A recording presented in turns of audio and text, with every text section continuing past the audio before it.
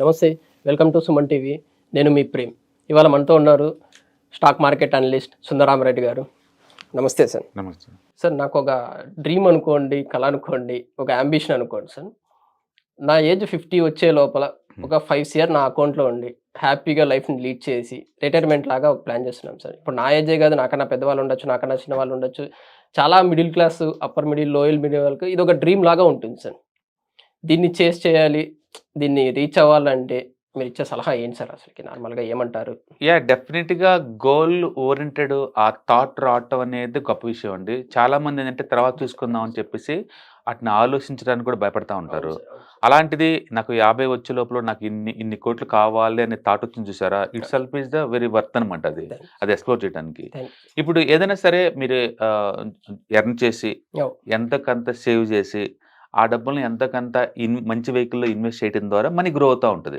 Okay, so అందుకని మీరు నెలకి ఇంతని పెట్టుకుంటూ పోవటం ద్వారా ఆ మనీ ఎలా గ్రో అవుతుందో జాగ్రత్తగా చూడటం ద్వారా మనకి అంత కార్పస్ మనం చేర్చుకోవచ్చు. సపోజ్ మీరు 50 ఏజ్ అని చెప్తున్నారు కాబట్టి మన ఏజ్ 25 అనుకోండి, బోల్డ్ అంత టైం ఉంటుంది. 30 ఉంది అనుకోండి, కొంచెం తగ్గిపోద్ది. 35 అనుకోండి, ఇంకా తగ్గిద్ది. అందుకని అర్లీ స్టేజ్లో 25కే జాబ్ వచ్చిన వాళ్ళకైతేనేమో చాలా ఈజీ అనమాట.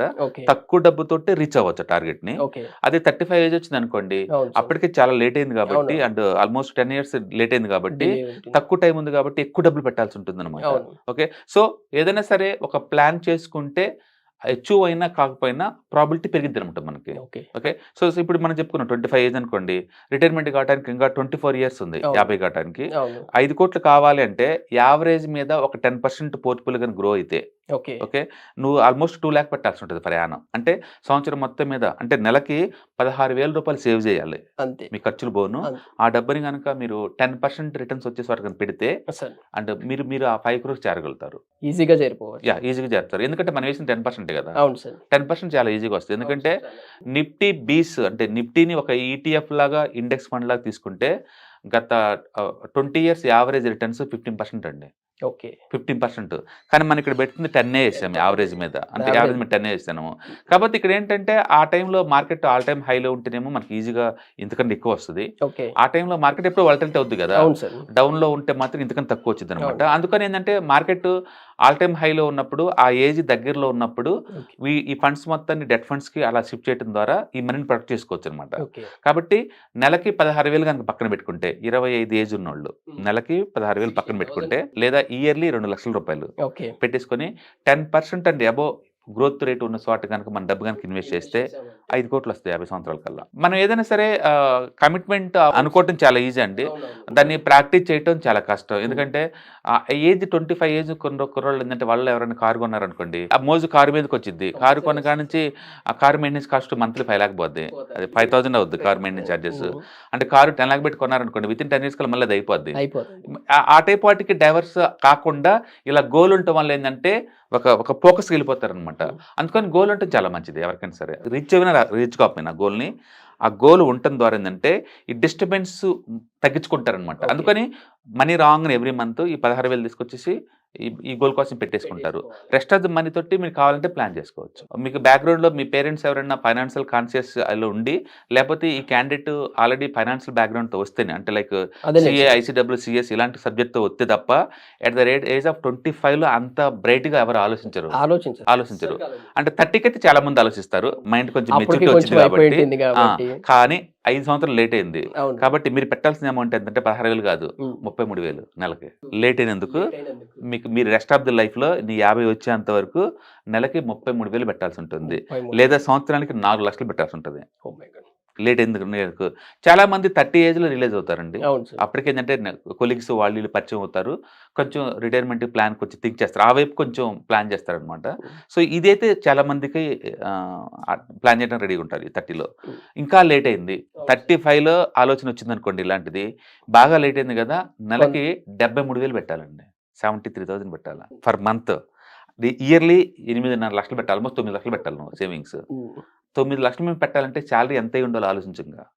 అందుకని అర్లీ స్టేజ్లోనే బిగిన్ చేసుకుంటే లైఫ్ స్మూత్గా అయిపోద్ది అనమాట. అందుకని parents is the best teachers. వాళ్ళు వాళ్ళ కిడ్స్ని అవును సార్. జాబ్ రాగానే మరుక్షణమే ఇలా ప్లాన్ చేస్తే గనక ఇట్లా రిటైర్మెంట్ కోసం అవును. అర్లీగా బయట సెటిల్ అవడం కోసం అన్నట్టు ఇలాంటివి వర్కౌట్ అవుతాయి అనమాట. ఓకే. ఓకే. చాలా మంది సెటిల్ వేస్తా ఉంటారు. అవును ఆ సార్. ఏజ్‌కి అంత వీళ్ళకి చెప్పడానికి ఇంతే చెప్తారులే అని గాని అవును. బేసికల్‌గా ఏందంటే మార్కెట్‌లో ఈ వాలటిలిటీ ఇవన్నీ కామనే అయన్నీ. పట్టడం లేవటం పైకి పడటం ఇయన్నీ కామనే. ఇయన్నీ పక్కన పెట్టేస్తే ఈ డబ్బులు తీసుకెళ్ళి మీరు ఎవరైనా ఇవ్వగలిగితే రూపాయి వడ్డీకి ఇచ్చుకోండి. లేదు గోల్డ్ కొనుక్కోండి. గోల్డ్ కూడా ఇయర్లీ 12% పెరుగుతుంది. అవును సార్. మనం వేసింది 10% కదా! అవును. మీరు ఏ ఎసెట్ కొనుక్కోండి. మీకు నచ్చిన ఎసెట్ ఏదైనా పెట్టి కొనుక్కోండి. యావరేజ్‌మెంట్ మనం 10% పెట్టాము. అవును. స్టాక్ మార్కెట్ ఏదేంటంటే కొంచెం ఎక్కువ రిటర్న్స్ బాగా వస్తాయన్నమాట. ఓకే. మనం 20% కొట్టేయొచ్చు స్టాక్ మార్కెట్‌లో లాంగ్ టర్మ్ పాయింట్ ఆఫ్ వ్యూలో. ఓకే. హిస్టారికల్ డేటా చెప్తే అదే ఉన్నాయి. అంటే 30 ఇయర్స్ ఉన్న మ్యూచువల్ ఫండ్స్ మోర్ దెన్ 20% ఇచ్చిన మ్యూచువల్ ఫండ్స్ ఇండియాలో వందల్లో ఉన్నాయండి. అవును సార్. వందల్లో ఉన్నాయి. కాబట్టి 20% దాకా తీయొచ్చు స్టాక్ మార్కెట్‌లో అయితే. ఓకే. కాబట్టి అది గ్యారంటీగా ఆ టైంలో ఉంటదని గ్యారంటీ పదం మనం వాడకూడదు. ఎందుకంటే మార్కెట్ వాలటిలిటీ అసెట్ క్లాస్ అవును. కాబట్టి అప్ అండ్ డౌన్ అవుతా అవును ఉంటది. సార్. అవును సార్. ఓకే. కాబట్టి మీరు గనక రిటైర్మెంట్‌కి అలా ప్లాన్ చేశారనుకోండి, అట్‌లీస్ట్ వేరే వాళ్ళతో పోల్చుకుంటే ఆ మెటీరియలిజం దాంట్లో పడకుండా, మోజులో పడకుండా ఎంతకంత సేవ్ చేస్తున్నారు కాబట్టి, మీ సేవింగ్స్ ఇన్వెస్ట్‌మెంట్ రూపంలో అయ్యి, ఇన్వెస్ట్‌మెంట్ ద్వారా మోర్ రిటర్న్స్ జనరేట్ అవుతా ఉంటాయన్నమాట. అట్‌లీస్ట్ మీరు టార్గెట్ రీచ్ అయినా కాకపోయినా అప్పటికల్లా ఈవెన్ 2,00,00,000 వచ్చినా సరే నియర్ బై అన్నా ఉంటాం కదా సార్. నియర్ బైనే ఉంటారు. కాబట్టి గోల్స్ లేకపోవటం వర్స్ట్ థింగ్. రీచ్ అవును అయినా సార్. అవును కాకపోయినా. గోల్స్‌తో ఉండటం వల్ల ఆ లైఫ్‌కి ఒక పర్పస్ వస్తుంది. అవును సార్. దానివల్ల ఏందంటే మనం లైఫ్ ఎలా లీడ్ చేయాలో ఉంటది. చాలామంది అంటే గాల్లో దీపం పెట్టేసి నా లైఫ్ అంతా ఎటబోద్దో నాకే తెలీదంటారు. అవును. అంటే వీళ్ళు మీ ప్రతిదీ ఒక ప్లానింగ్‌తోనే ఉంటేనే కుదురుద్దండి ఈ డే అంతా కూడా. అవును సార్. మనం డేని ఎలా ప్లాన్ చేసుకుంటామో, వీక్‌ని ఎలా ప్లాన్ చేసుకుంటామో, రిటైర్మెంట్‌ని కూడా అలానే ప్లాన్ చేసుకోవాలి. నువ్వు ఎలాంటి లైఫ్ స్టైల్ గడపాలనుకుంటున్నావు ఆఫ్టర్ రిటైర్మెంట్ తర్వాత, అవును. ఎలాంటి ఇళ్లల్లో ఉందామనుకుంటున్నావు, ఎలాంటి టూర్‌లు తిరుగుదామనుకుంటున్నావు, ఇవన్నీ ముందు నువ్వు డిజైన్ చేసుకుంటే ఇప్పుడే అప్పటికి వీలవుతుంది. మీరు వచ్చిన డబ్బు వచ్చినట్టే అంతా ఖర్చు చేసుకుంటూ వెళ్ళిపోతున్నారనుకోండి, రిటైర్మెంట్ తర్వాత కూడా ఇన్‌కమ్ ఆగిపోద్ది. అప్పుడు నెక్స్ట్ ఎలా సర్వైవ్ అవుదామని. కరెక్టే సార్. అందుకని టార్గెట్ రీచ్ అయినా, రీచ్ కాకపోయినా ఒక గోల్ ఓరియెంటెడ్ గనక, ఒక యాంబిషియస్ గనక అలా ఉంటే గనక కరెక్ట్ సార్. ఎంతోకంత మనీ సేవ్ అవుతుంది. అండ్ సాలరీ రీప్లేస్ అవుతుంది. జాబ్ ఊడినా జాబ్ పోయిందని ఇంక భయం ఉండదు. అండ్ ఇవాళ రేపట్లో సొసైటీలో ఏందంటే రిటైర్మెంట్ దగ్గరకొచ్చిందంటే వాళ్ళు చాలా పెయిన్‌గా ఫీల్ అవుతుంటారు. తప్ప అవును. ఒక హ్యాపీనెస్ ఉండదు. ఏముండదు సార్. ఏముండదు. ఎందుకంటే ఏం మిగిలించలేకపోయారు. ఎందుకంటే సొసైటీలో ఖర్చులు చాలా ఎక్కువుంటాయి. అవును సార్. కిడ్స్, వాళ్ళ ఎడ్యుకేషను, వాళ్ళు సెటిల్ అవ్వటానికి, వాళ్ళ మ్యారేజెస్‌కి వీటికే డబ్బంతా ఖర్చవుతా ఉంటదనమాట. దాంతోటి అంతా అయిపోతుంటది. బట్ అవును. యంగ్ ఏజ్‌లోనే మన మ్యారేజ్ కాకముందే గనక మనం ప్లాన్ చేసుకుంటే ఎంతైనా కావచ్చు ఎంతో కొంత డెఫినిట్‌గా రిటైర్మెంట్ కల్లా మంచి లైఫ్ గడపొచ్చండి. డెఫినిట్‌గా అందుకని ఆ ఆలోచన రావటం it self is the great thing అనమాట. థాంక్ యూ అంటే సార్. ప్రతి ఒక్కళ్ళు ఎంతో కొంత అమౌంట్ ఇప్పుడు మనకున్న ఎగ్జాంపుల్‌లో నీకు 5,00,00,000 కావాలంటే అట్‌లీస్ట్ 15,000 పెట్టాలి. అంతే. 15,000 కాదు మీరు స్టార్ట్ చేయండి. రూ. 1000తో స్టార్ట్ చేసుకోండి. బిగిన్ చేశారు కాబట్టి ప్రోగ్రెస్‌గా ఉంటుంది. నీ ఆలోచనలు ఇప్పుడు అలాగుంటాయి కాబట్టి ప్రొడక్టివిటీ పెరిగిద్దనమాట. నా డ్రీమ్ 5 CR అనేసి యాహ్! 1 CR కూడా చేసుకోవచ్చు. Why can't go for even 50 crore also. పెద్ద పెద్ద ప్రాబ్లమ్ ఏం కాదు అది. స్టాక్ మార్కెట్ నాలెడ్జ్ కొంచెం పెంచుకున్నారనుకోండి. మీరు 15, 20 కూడా తీయొచ్చు కదా బయటికి. అవును. వై 10% రావడం అనేది. అందుకని నాలెడ్జ్ పెరిగే కొద్దీ రిస్క్ తగ్గిద్ది. అప్పుడే హ్యాండిల్ చేయడం ఈజీ అయిపోద్దనమాట. మొత్తానికి ఎర్న్ చేయటం, సేవ్ చేయటం, వాటిని మంచి వెహికల్ ఇన్వెస్ట్ చేయడం ద్వారా, లాంగ్ టర్మ్ ఇలా ప్లానింగ్ చేసుకోవడం ద్వారా ఓకే. డెఫినిట్‌గా రిటైర్మెంట్ ఎర్లీ కావచ్చు. Rest of the life happy గడపొచ్చు. సో మనం ఇచ్చిన ఈ టెంప్లేట్ ఏంటంటే జస్ట్ ఐడియా కోసం అనమాట. అంతేలేండి సార్. బట్ ఇది 10 కాదండి. 10 కన్జర్వేటివ్‌గా వేసాం. మామూలుగా అయితే మినిమమ్ 15, 20 తీయొచ్చు ఈజీగా. నాలెడ్జ్ ఉన్నోళ్ళు గనుక అయితే. నాలెడ్జ్ లేకపోయినా ఈవెన్ మన గోల్డ్‌లో పెట్టినా, లేకపోతే ఈవెన్ బయట ఏదైనా హ్యాండిల్ చేసే కెపాసిటీ కనుక ఉంటే ఉంటే. రూపాయి వడ్డీకి ఇచ్చినా సరే అండ్ 15-20% తీయటం ఈజీ అవుతది. ఓకే. తద్వారా ఏందంటే చాలా డబ్బు రావచ్చు. ఎందుకంటే ఎక్కువ రావచ్చు. ఏదైనా సరే 50 ఏళ్ళకే వర్క్ లేకుండా రిటైర్మెంట్ అవ్వటం అనేది ఒక అద్భుతం అండి. ఆ టైం కల్లా ఫైనాన్షియల్ ప్రాబ్లమ్ లేకుండా ఉంటున్నామంటే చాలా మంచి విషయం అనమాట. అవును సార్. అఫ్‌కోర్స్ ఒక్కొక్కళ్ళు ఒక్కొక్క లైఫ్ స్టైల్ ఉంటుంది. నేను 50 ఏజ్ కల్లా నేను మా విలేజ్‌కి వెళ్ళిపోయి హ్యాపీగా ఉందాం అనుకోండి. అవును. అక్కడ ఖర్చులు కూడా ఏమి ఉండవు కాబట్టి హ్యాపీగా బతకొచ్చు మేబీ. అవును. లేదా మెట్రోపాలిటన్ సిటీస్‌లో ఉన్నారనుకోండి.